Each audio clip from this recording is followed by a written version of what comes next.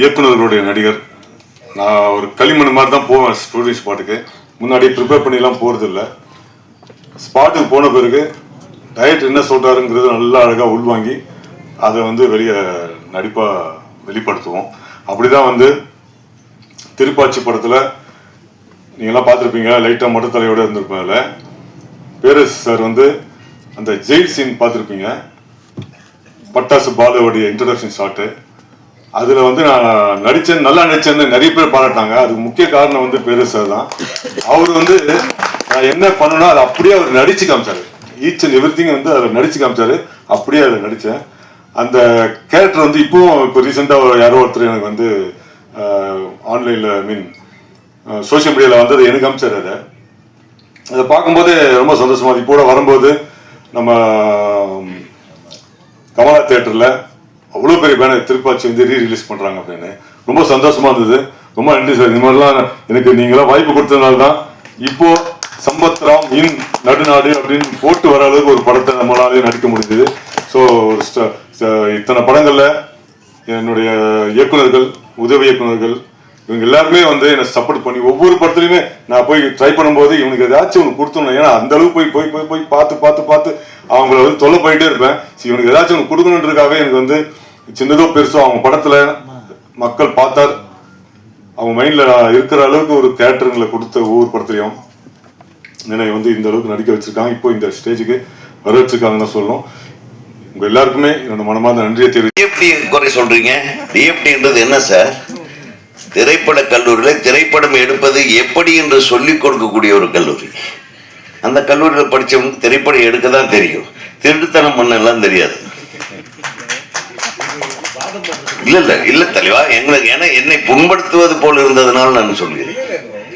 நீங்கள் மட்டும் தமிழில் நீங்கள் சொல்லுவீர்கள், நாங்கள் கேட்டு கைத்தட்ட வேண்டும். நாங்கள் பேசும்போது நீங்கள் ஏன் அதை ஏற்றுக்கொள்ள கூடாது? மக்கள் தொலைக்காட்சி ஸ்டைலியே பேசுறேன். இல்லை, எனக்கு பார்த்து ரொம்ப க்ளோஸ் ஃப்ரெண்ட் எனக்கு அவரு.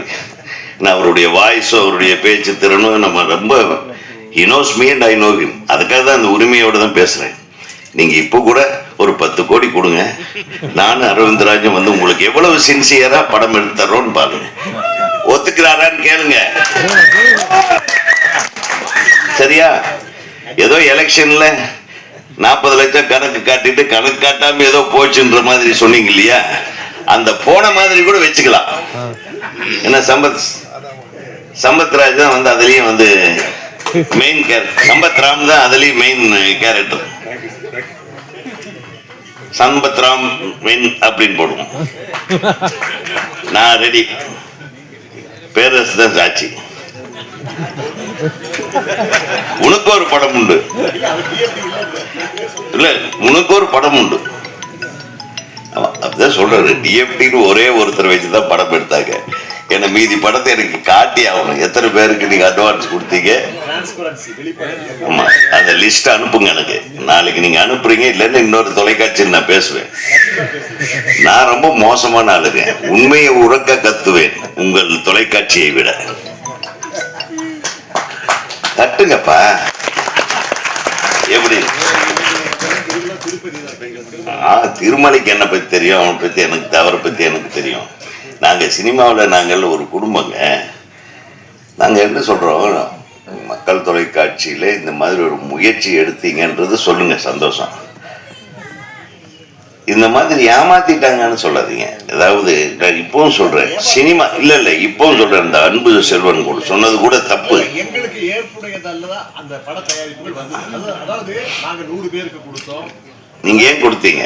நீங்க கொடுக்கறதுக்கு முன்னாடி இவன் இதை செஞ்சா திருப்தியா செய்வானு ஆராய்ச்சி பண்ணி அல்லவா கொடுக்கணும். அது யார் தப்பு? அதான் சொல்ல வரேன் நான். இந்த ஆளு இது சொன்னா, இப்ப ஒரு ட்ராக் ரெக்கார்ட் இருக்கு இல்லையா, ஒரு உதயகுமார், அப்படியே விடுங்கப்பா. சின்ன கவுண்டர்னு ஒரு பெரிய படம் எடுத்தாரு. ஏன் இந்த கவுண்டருக்கு ஒரு படம் கொடுக்கலாம்ல? இரு, அதுலயே விட்டாங்க. இல்ல சார், சும்மா பேசிட்டு யாருக்கிட்ட சரி இருக்கட்ட. இந்த கவுண்டர் எடுத்த படம் எடுத்ததுனாலயாவது ஒரு படம் கொடுத்துருக்கலாம்ல. இந்த நம்மளா இருக்காரு போல் இருக்க அப்படின்னு அதுக்கும் கூப்பிடல. இந்த படம் எடுத்தவங்க எங்க ஆள் தான். நாங்க யாருன்னு பார்க்கல. நாங்க நல்லா இருக்கு, நல்லா எழுதியிருக்காரு, உங்க ஆள் எவ்வளவு அழகா வந்து பச்சை முந்திரியை பத்தி எழுதியிருக்காருனால பாராட்டத்தானே செய்யறோம். நாங்க தப்பாக சொல்றோம். அதனால நம்ம இவர் தமிழ் இவர் பேர் என்ன, தயாரிப்பாளர் அன்பு செழியன் அதே மாதிரி தான். இப்போ வர டைரக்டர்கள் ஏமாத்துறாங்க. ப்ரொடியூசருக்கு கரெக்டான ஆளுகளாக இருக்கணும், அப்போ தான் ஏமாறாத ப்ரொடியூசர்களாக இருக்கணுன்றேன். ஏமாறுறதுக்கு ரெடியாக வர்றீங்க, எங்கேயோ உங்களுக்கு ஒரு வீக்னஸை வச்சுக்கிட்டு இங்கே வந்து சினிமாங்கிற போர்வையில் இங்கே வந்து படம் எடுக்கிறவனையும் சேர்த்து கெடுத்து அந்த மாதிரி எத்தனை தயாரிப்பாளர் வர்றீங்க? ஸோ உண்மை பாருங்க, ஒரு இசையமைப்பாளர் தப்பு பண்ண முடியாது, ஒரு டைரக்டர் தப்பு பண்ண முடியாது. டைரக்டர் தப்பு பண்ண சார், நல்ல டைரக்டர் நான் தான் சொல்றேன், நீ சூஸ் பண்ணணுங்க, நீங்க சூஸ் பண்ணணும். நீங்க இந்த டைரக்டர் இது பண்ணா கரெக்டா பண்ணுவாருன்றது அந்த தெளிவு இல்லைன்னா நீங்க எதுக்கு படம் எடுக்கிறீங்க? சரியா எடுக்காத ஒருத்தனை வச்சு நீங்க படம் எடுத்துட்டு அப்புறம் அவன் தப்புன்னு சொல்லக்கூடாதுன்னு சொல்ல வர. முதல்ல தெரிஞ்சு கரெக்டா பண்ணுவானா அப்படின்றது ஆராய்ச்சி பண்ணி கொடுங்க. அதனால நான் ரெடியா இருக்கேன். பாஸ்கர் ஆள விடுங்கன்றீங்களா? நாகரிக முடியல இல்லையா, எனக்கு மனசு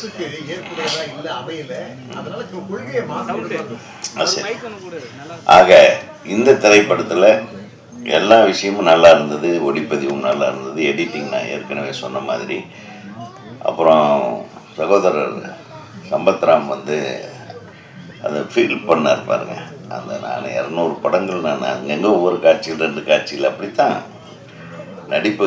நமக்கு ஒரு அடையாளம் இல்லாமல் நம்ம திரையுலகத்துக்கு வரும்போது நம்ம பட்ட அவமானங்களும் கஷ்டங்களும் மட்டும்தான் நமக்கு வந்து ஒரு அஸ்திவாரமே தவிர, இப்போ எனக்கு மட்டும் நான் வெறும் 300 ரூபாயோட நான் வந்து கோயம்புத்தூர்லேருந்து கிளம்பி வந்தேன். ஏதோ எங்களுக்கு குடும்பமோ ஒரு சினிமாவோ எனக்கு சப்போர்ட்டிவாக யாருமே கிடையாது. எனக்கு ஒரே சப்போர்ட்டு அவர் சொல்கிறாரு இந்த டிஎஃப்டி தான். அந்த டிஎஃப்டி படித்ததுனால மட்டும்தான் நான் ஒரு இயக்குனராக முடியும். அதனால தான் நான் வந்து அவர் மேலே ஒரு சின்ன ஒரு இதில் பேசினேன்னா, அதர்வைஸ் அவருக்கு இஸ் மை க்ளோஸ் ஃப்ரெண்ட். அதே மாதிரி சம்பத், நான் எப்போ பார்த்தாலும் அந்த பணிவும் அன்பும், என் படத்தில் அவர் நடித்ததும் கிடையாது.